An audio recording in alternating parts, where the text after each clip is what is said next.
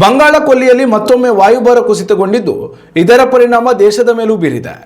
ಬೆಂಗಳೂರು ಸೇರಿದಂತೆ ರಾಜ್ಯದ ಹಲವು ಜಿಲ್ಲೆಗಳಲ್ಲಿ ಮಳೆಯಾಗಲಿದೆ ಎಂದು ಭಾರತೀಯ ಹವಾಮಾನ ಇಲಾಖೆ ಮಾಹಿತಿ ನೀಡಿದೆ. ಅಲ್ಲದೆ ಮೋಡ ಕವಿದ ವಾತಾವರಣ ಕೂಡ ಇರಲಿದೆ. ಇಂದಿನಿಂದ ರಾಜಧಾನಿಯಲ್ಲಿ ಉಷ್ಣಾಂಶ ಮತ್ತಷ್ಟು ಇಳಿಕೆ ಕಾಣಲಿದೆ ಎಂದು ಹವಾಮಾನ ಇಲಾಖೆ ಮಾಹಿತಿ ತಿಳಿಸಿದೆ. ಸಂಜೆ ಸುಮಾರಿಗೆ ವರುಣನ ಆಗಮನದ ನಿರೀಕ್ಷೆ ಇದೆ. ಕರ್ನಾಟಕದ ಒಳನಾಡು ಪ್ರದೇಶಗಳಲ್ಲಿ ಮಂಜು ಕವಿದ ವಾತಾವರಣವಿರಲಿದೆ. ಕಳೆದ 24 ಗಂಟೆಗಳಲ್ಲಿ ವಿಜಯಪುರದಲ್ಲಿ ಶೀತಗಾಳಿ ವಾತಾವರಣ ಕಂಡುಬಂದಿದೆ. ತೀವ್ರಗೊಳ್ಳುತ್ತಿರುವ ಶೀತಗಾಳಿಯಿಂದಾಗಿ ಬೀದರ್, ಕಲಬುರಗಿ ಮತ್ತು ವಿಜಯಪುರ ಜಿಲ್ಲೆಗಳಿಗೆ ಹವಾಮಾನ ಇಲಾಖೆ ಯೆಲ್ಲೋ ಅಲರ್ಟ್ ಘೋಷಿಸಿದೆ.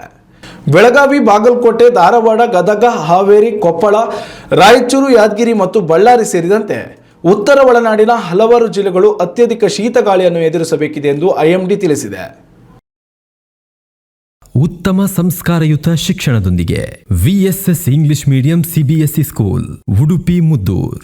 ನರ್ಸರಿಯಿಂದ 10ನೇ ತರಗತಿವರೆಗೆ ಶಿಕ್ಷಣದ ಜೊತೆಗೆ 5ರಿಂದ 10ನೇ ತರಗತಿವರೆಗಿನ ವಿದ್ಯಾರ್ಥಿನಿಯರಿಗೆ ಉತ್ತಮ ಹಾಸ್ಟೆಲ್ ಸೌಲಭ್ಯವೂ ಇದೆ. ನಿಮ್ಮ ಮಕ್ಕಳ ಪ್ರವೇಶಾತಿಗಾಗಿ ಈ ಸಂಖ್ಯೆಗೆ ಕರೆ ಮಾಡಿ.